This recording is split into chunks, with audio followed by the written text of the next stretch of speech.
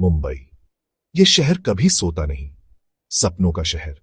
लाखों लोग इसकी भीड़ भाड़ वाली गलियों में आते हैं, अपनी किस्मत, अपना नाम, अपनी जगह बनाने की उम्मीद में। लेकिन जानते हो, इस चकाचौंध के नीचे अंधेरा छुपा है। 2008 में इस शहर ने एक ऐसा खौफनाक, इतना बेरहम जुर्म देखा जिसने इसके दिल को हिलाकर रख दिया। नीरज ग्रोवर का मर्डर एक कड़वा सच था कि सपनों के शहर में भी बुरे सपने सच हो सकते हैं। यह सिर्फ एक मर्डर की कहानी नहीं है, ये कहानी है एम्बिशन, लव, बिट्रेयल और गुस्से के भयानक अंजाम की। ये कहानी हमें इंसान के सबसे बुरे रूप और जिंदगी की नाजुकता से रूबरू कराती है। नीरज ग्रोवर एक आगे बढ़ने वाला नौजवान था।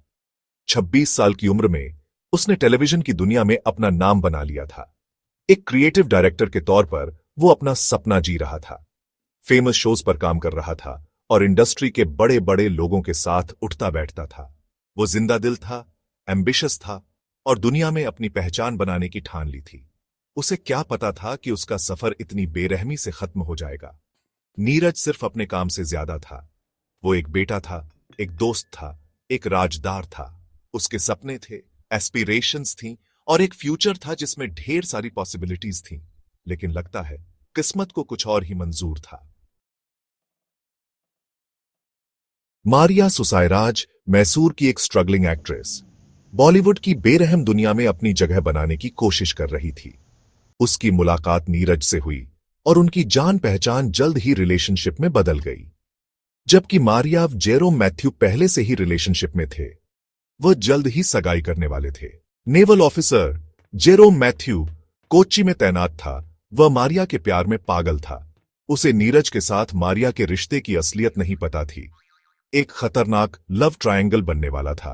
जलन, पॉसेसिवनेस और धोखा अंदर ही अंदर खौल रहे थे और भयानक अंजाम की धमकी दे रहे थे। मई 2008 की उस भयानक रात जेरोम बिना बताए मारिया के मलाड, मुंबई वाले अपार्टमेंट में पहुंच गया, जहां मारिया ने उसे बेडरूम जाने से रोका। बेडरूम में जेरोम ने जो देखा, उसने उसकी दुनिया उजाड़ दी। नीरज मारिया के बेडरूम में था। गुस्से से अंधा और जलन से भरा जेरोम का दिमाग घूम गया। उसने नीरज के साथ पहले मारपीट की।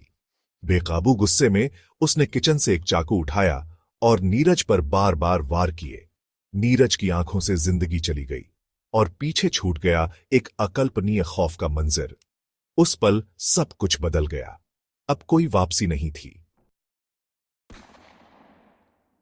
मारिया ने पहले लाश, फिर पर्दे, फर्श वगैरह से खून साफ किया। उसके बाद मारिया और जेरोम ने लाश के पास कई बार संबंध बनाए। मारिया और जेरोम जानते थे कि उन्हें जल्दी से कुछ करना होगा। उन्होंने अपने जुर्म को छुपाने के लिए एक खौफनाक प्लान बनाया। उन्होंने नीरज के शरीर के टुकड़े करने और उसे शहर से दूर फेंकने का फैसला किया।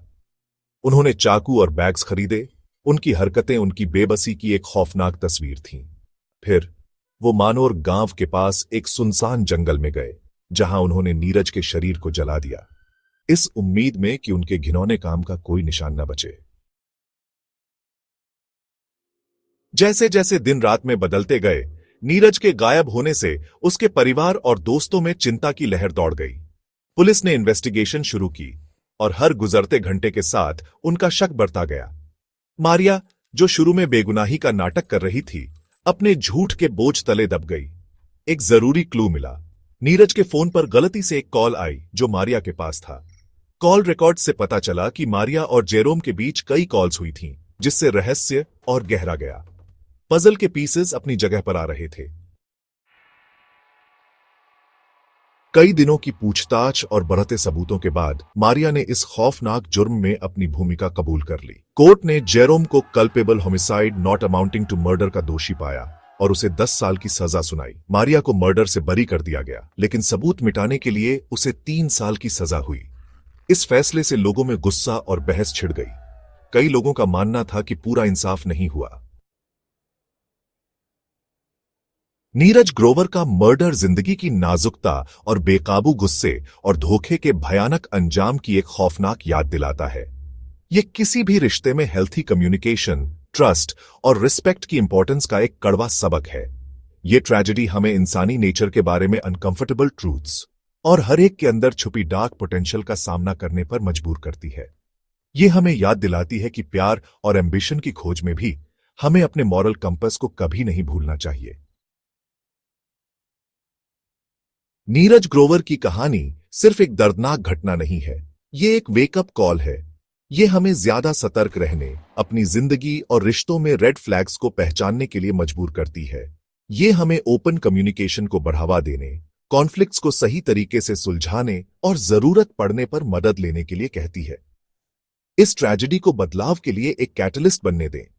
हमें एक ऐसा समाज बनाने के लिए प्रोत्साहित करें जहां हिंसा कभी जवाब न हो और जहां हर जिंदगी की कद्र और रक्षा की जाए।